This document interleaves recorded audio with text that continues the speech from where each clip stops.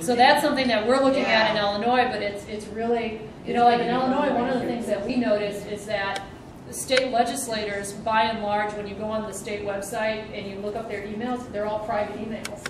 They're all private emails. And so well, that's one of the issues that we're looking at in terms of, well, so how does AOL, you know, so what do you need to do to get the email addresses, you know, from AOL, and how are these our state records and all those kinds of things. So that's a great issue. Oh, well, we were essentially the same. Same thing. Okay. We talked about your issue most of the time. All right. Okay. We have a county issue, Delaware County. There's a site where Kroger wants to put a gas station. Kroger bought Turkey Hill mini markets and gas stations a few years back, and their policy is to have a gas station within a certain distance from where they have their supermarkets. Yeah. And where they have their supermarket, there was no place to put a gas station. So they picked this particular site, which is now the site of an international auction house. And also on that property is probably the oldest structure in the county, a house and a barn that are historical. So the problem was the traffic in that area and how nobody wanted a gas station at that location anyway. But and the entities that we're working on is the Planning Commission. City Council has the ultimate decision, but also ODOT, because the site is on a state highway, and ODOT has some control over access. And ODOT has not yet approved the way that they want to access the gas station. Turkey Hill has designed probably the ultimate gas station. It looks beautiful, but it's still a gas station. Right. It's still at the site where they don't want it. However, the property owners have agreed to gift the Historical Society the house and barn. And the Historical Society has accepted this as what they want out of the property. And so it looks like a compromise solution moving forward. Lee did testify on this. We supported the preservation of the historic part of the property, but are very concerned about the traffic issues. Right. And we're still waiting to hear how that will be resolved. Local citizens were involved. Local citizens testified. Lee testified. Historical Society testified. There's some conflict with information from the city traffic engineer and what the local residents feel the actual traffic situation is. Right. They feel like the city engineer whitewashed the data to make it look like it would be more acceptable.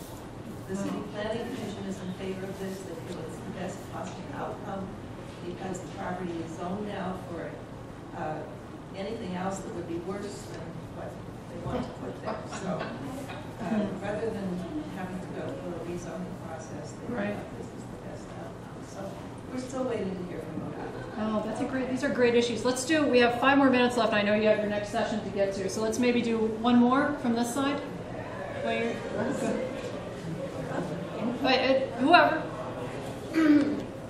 We chose emergency services in regionalism to combine services and to make it more cost effective and efficient. And decided that the mayors, obviously, of various communities and the administration, businesses, citizens' bodies, local hospitals would have to be involved, and unions would have to be involved. And we decided that some of the resources would be Homeland Security, and we would need sustained funding, and community colleges and universities could be involved, and professional organizations, and we would have to, there would have to be negotiations with unions and a lot more fact-finding, and a study organized, and looking at what other areas have done in regard to this. University candidates, PhD candidates or something like that could get involved to work on it. Right. These are all fantastic issues, and to your point, a rich resource for all of these projects are the local universities and students. You know, especially as these projects are coming out of the league, there's a lot of great notoriety that can and collaboration that can happen with local universities and high schools and things like that. So that's a fantastic resource. Well, I mean, I hope in an hour, you know, I was able to give kind of a snapshot of how we can organize some campaigns. I have a couple of things that I want to hand out. We put together, this is a copy of the Accessing Government report that our organization did. Copies are free, so please come and take one. It'll give you a sense of where Ohio is as compared to other Midwestern states and specific recommendations for reform. So if you want one of these, come on up and get it. But the one thing that I am going to hand out is that as part of this guide, as part of this booklet, we did individual citizen guides for each state and how to specifically use your state's public records law and the nuts and bolts of your open meeting statutes. So I'll circulate that. If any of you have any questions, you know, I'm happy to talk with you. Our information is in the agenda. And thank you. Thank you.